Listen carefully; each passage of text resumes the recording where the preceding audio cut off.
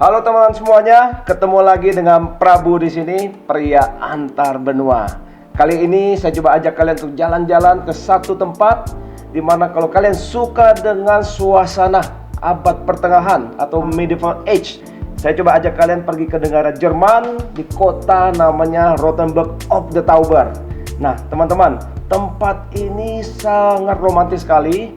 Suasananya sangat khas di mana suasana abad pertengahan, dan di kota ini bagi kalian suka foto-foto, tempat ini sangat instagramable karena dimanapun kalian foto-foto, baik di jalanannya, rumah-rumah yang ada, bahkan restoran, toko souvenir atau duduk di kafe, semuanya tempat yang asik buat foto-foto. So, kalian pasti sudah penasaran kan untuk melihat kota Rothenburg of the Tauber. Namun sebelumnya teman-teman, jangan lupa untuk klik tombol like, share, subscribe, dan nyalakan loncengnya agar kalian bisa jalan-jalan terus bersama Prabu di kota-kota berikutnya. Sekarang kita menuju kota Rothenburg of the Tauber. Sawadikap, sampai di Minecraft. كيف حالكم؟ بعرف إنش بسل السلام عليكم. نجسا. يا مرحبا Rogor Zandevit. Manisma. Jó napot kívánok! Üdvözöljük Magyarországot, Budapest! Konnichiwa. Minasan. Ciao, come stai? Prego. Hello， 大家好，欢迎来到中国。 Merhaba. Nasılsın? Comment allez-vous? Bienvenue. Saatnya jalan-jalan keliling dunia bersama Prabu. Prabu, pria antar benua. Kota Rothenburg of the Tauber. Sebelum kita menuju sana, mari saya ajak kalian untuk melihat petanya terlebih dahulu. Lokasi dari Rothenburg of the Tauber. Kota ini berada di antara kota Frankfurt dan kota Munich. Tidak terlalu jauh dari kota Stuttgart. Nah, sekarang bagaimana cara untuk menuju ke kota Rothenburg of the Tauber? Pilihan pertama, kalau kalian sedang berada di negara Jerman, untuk mencapai kota Rothenburg of the Tauber, kalian bisa naik kereta regional Bahn atau intercity dari setiap kota di negara Jerman. Namun saat kalian membeli tiket kereta, pastikan tiket tujuannya ke Rothenburg of the Tauber. Ini harus jelas, karena di Jerman ada beberapa kota yang namanya sama, yaitu Rothenburg. So, sekali lagi kalian harus make sure tujuannya adalah Rothenburg of the Tauber. Atau pilihan kedua, kalian bisa menyewa mobil dengan menggunakan GPS, terus menyusuri the romantic route melalui jalan B19 atau B25. Jalur romantic road ini dimulai dari kota Würzburg hingga ke kota Fussen yang jaraknya sekitar 306 km. Sedangkan jarak kota Würzburg ke kota Rothenburg of the Tauber hanya sekitar 65 km atau sekitar 1 jam driving. Kenapa disebut romantic road? Karena sepanjang jalan ini banyak sekali lokasi-lokasi atau spot-spot yang sangat indah, seperti kota-kota kecil yang bernuansa abad pertengahan, yang salah satunya dan yang paling keren adalah kota Rothenburg of the Tauber, di mana kita bisa menikmati rumah-rumah kayu tradisional Jerman yang khas, yang balkonnya banyak dipenuhi bunga-bunga warna-warni yang cakep-cakep. Kalau sudah melihat rumah-rumah kayak gini, kayaknya kalian pasti betah deh buat nongkrong di terasnya sambil ngopi. Wah, pasti asik dan seru banget. Terus di sepanjang perjalanan banyak ladang-ladang pertanian yang bisa kalian lihat. Antara lain perkebunan anggur, ladang gandum, hutan-hutan yang asri, yang pasti membuat suasana perjalanan semakin seru. Dan kalian juga akan melalui sungai-sungai kecil hingga danau, jalan pedesaan, terus melihat kastil-kastil di kawasan Hohenschwangau hingga kastil yang paling keren yaitu Neuschwanstein Castle dengan background pegunungan Alpen. Oke, sekarang saya ajak kalian untuk mengenal sejarah dari kota Rothenburg of the Tauber. Kawasan sekitar kota ini diperkirakan sudah dihuni oleh bangsa Celt atau Celtic sebelum abad ke-1 Masehi. Sejarah kota Rothenburg of the Tauber dimulai sekitar tahun 970 ketika seorang bangsawan Franconia Timur namanya Renger, beliau mendirikan gereja Saint Peter and Saint Paul yang berada di lembah Tauber, sekitar 3 km dari kota Rothenburg of the Tauber hari ini. Dan gereja ini adalah gereja induk dari gereja Saint James yang hari ini ada di dalam kota Rothenburg of the Tauber, di mana nanti akan kita kunjungi. Di tahun 1080 berdirilah kastil pertama di Rothenburg of the Tauber oleh Pangeran Comburg dari Rothenburg di atas bukit yang di bawahnya terdapat sungai. Dan nama Rothenburg of the Tauber sendiri artinya benteng merah di atas Tauber. karena kota ini terletak di dataran tinggi yang menghadap ke Sungai Tauber. Adapun nama Rothenburg berasal dari kata Jerman, yaitu Rot artinya merah, mengacu pada warna merah pada atap rumah-rumah, dan Burg artinya castle atau benteng. Jadi dapat diartikan rumah-rumah beratap merah yang ada di dalam benteng di atas Sungai Tauber. Nah, demikian teman-teman arti nama dari kota ini, Rothenburg of the Tauber. Dan di tahun 1170, kota Rothenburg mulai dibangun, seperti kawasan Marktplatz, gereja Saint James atau Saint Jacob, tembok kota dengan menara-menaranya, rumah penduduk, dan lain-lain. Saat ini kota Rothenburg of the Tauber dikenal sebagai pusat kebudayaan abad pertengahan di negara Jerman. Kota ini nggak begitu besar.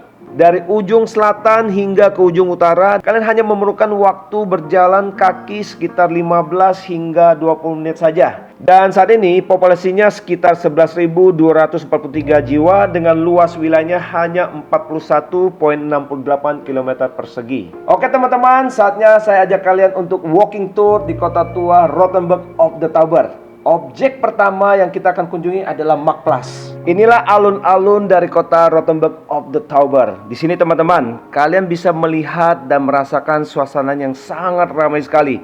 Banyak orang berjalan kaki, foto-foto, atau duduk di kursi-kursi yang disediakan oleh restoran atau kafe, dan juga banyak toko-toko souvenir yang bisa kalian kunjungi. Alun-alun ini biasanya digunakan untuk berbagai acara, seperti acara festival, konser, dan juga pasar Christmas di bulan Desember yang sangat meriah, di mana orang-orang datang kemari untuk merasakan suasana Natal dan sekalian berbelanja pernak-pernik Natal. So teman-teman, silakan kalian menikmati suasana lokasi ini sejenak. Habis itu kita menuju objek berikutnya, yaitu Rathaus. Rathaus atau artinya Town Hall. Nah, ini teman-teman adalah kantor pemerintahan dari kota Rothenburg of the Tauber. Coba teman-teman lihat bangunannya, sangat ikonik sekali. Gedung Rathaus dan Marktplatz, kedua objek ini seringkali muncul di postcard-postcard dalam suasana malam Natal. Terus, bagian belakang bangunan ini bergaya gotik berasal dari tahun 1250 dan tampak depannya, coba dilihat. Ini adalah gaya Renaissance dari tahun 1572. Terus jika kita lihat di sampingnya, ada sebuah menara setinggi 61 meter yang dapat kalian akses hingga ke puncaknya dengan hanya membayar 2 euro saja. Nggak begitu mahal lah. Terus sesampainya di atas, kalian bisa menikmati panorama yang sangat indah dari kota Rothenburg of the Tauber. Dengan temboknya yang mengitari kota, ada lembah Tauber di kejauhan, jalan-jalan kecil terlihat dengan jelas, dan bangunan-bangunannya yang sangat khas. Pokoknya seru dan nggak nyesel deh kalau kalian naik ke atas ini. Berikutnya dari Rathaus, kita jalan sekitar 200 meter ke objek berikutnya, namanya Saint Jacobs, atau di dalam bahasa Inggris disebut dengan Saint James, atau dalam bahasa Indonesia disebut dengan Santo Yakobus. Nah, gereja ini dibangun di tahun 1311 hingga tahun 1484 dan kemudian ditabiskan di tahun 1485 oleh Bapak Uskup Wurzburg pada masa itu. Gereja ini meninggalkan jejak sejarah yang sangat penting pada masa lampau, di mana pernah menjadi bagian dari rute ziarah The Way of Saint James atau Jalan Santo Yakobus yang sangat terkenal hingga titik terakhir perziarahan di Katedral Santiago de Compostela, negara Spanyol, menurut tradisi gereja Katolik. Sebagai informasi, jasad dari Santo Yakobus yang merupakan salah satu murid Yesus dimakamkan di dalam Katedral Santiago de Compostela. Dari rute perjalanan ini, gereja memberikan indulgensi penuh bagi para peziarahnya. Nah, sekarang saya ajak kalian masuk ke dalam gereja ini yang di dalamnya masih banyak tersimpan ornamen-ornamen yang berasal dari abad ke-14 hingga abad ke-16. Antara lain ada altar darah kudus yang dibuat oleh seorang pemahat kayu dari kota Wurzburg yang sangat terkenal di masanya, yaitu Tilman Raymond Schneider, yang diukir di antara tahun 1500 hingga tahun 1505. Yang menggambarkan peristiwa di mana Yesus masuk ke kota Yerusalem, perjamuan terakhir, dan peristiwa Yesus ditangkap di Taman Getsemani. Selain itu, kalian bisa melihat altar utama atau yang dikenal dengan altar ke-12 murid Yesus yang dibuat di tahun 1466. Ada juga ukiran yang menggambarkan suasana para peziarah Jalan Santo Yakobus di kota Rothenburg. Dan yang terakhir, kalau kalian perhatikan, kaca patri pada jendela-jendela gereja ini berasal dari tahun 1350 hingga tahun 1400. So, gereja ini sangat luar biasa. Ornamen-ornamen tua yang berasal dari abad ke-14 hingga abad ke-16 masih terawat dengan baik di dalam gereja ini. Di bagian eksterior, kalian bisa melihat gereja ini memiliki dua menara di selatan dan di utara, setinggi 55,2 meter dan 57,7 meter. Saat ini denominasi dari gereja St. Jacobs adalah gereja Lutheran, terbuka untuk umum dan masih aktif sebagai tempat beribadah. Lanjut lagi, saya ajak kalian ke objek berikutnya yang sangat seru, yaitu The Alton Walls atau tembok kota tua. Teman-teman, sebagai informasi, Rothenburg of the Tauber dikelilingi oleh tembok tua dari abad pertengahan yang panjang keseluruhannya sekitar 2,5 km.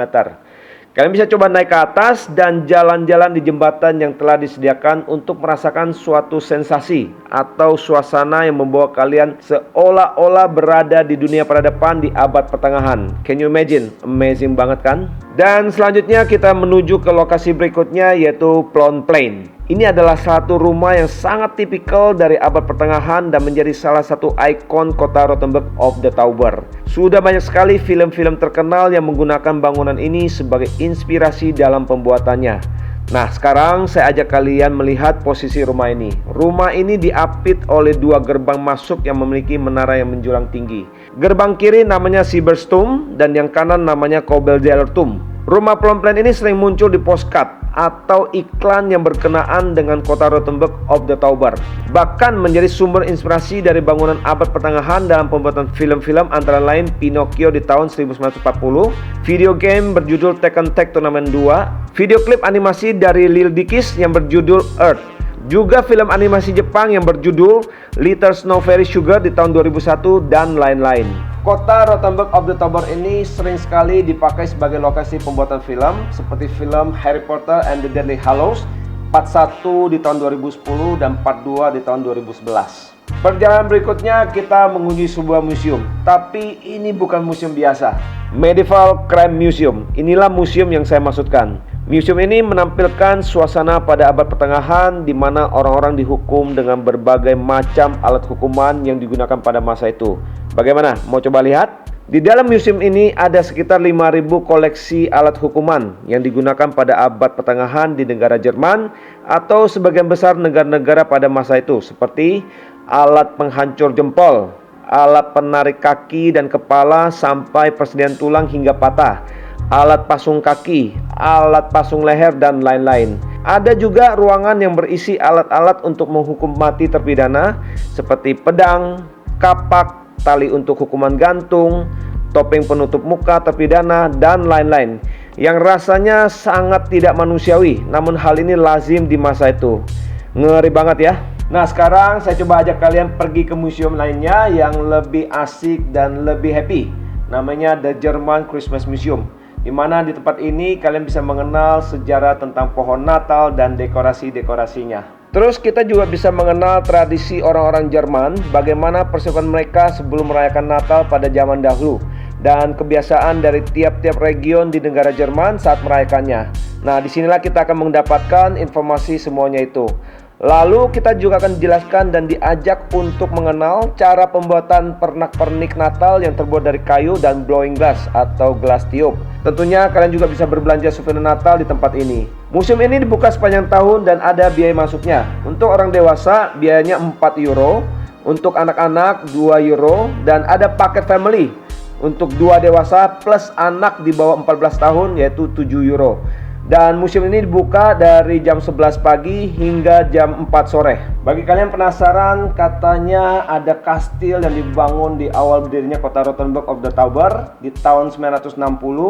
Kira-kira lokasinya di mana? Nah, jawabannya adalah di Taman Burgarten. Sekarang coba kita pergi ke lokasi tersebut. Teman-teman, inilah lokasi Taman Burgarten. Tapi mana kastil pertamanya? Jawabannya sudah lama hancur dan tidak ada lagi.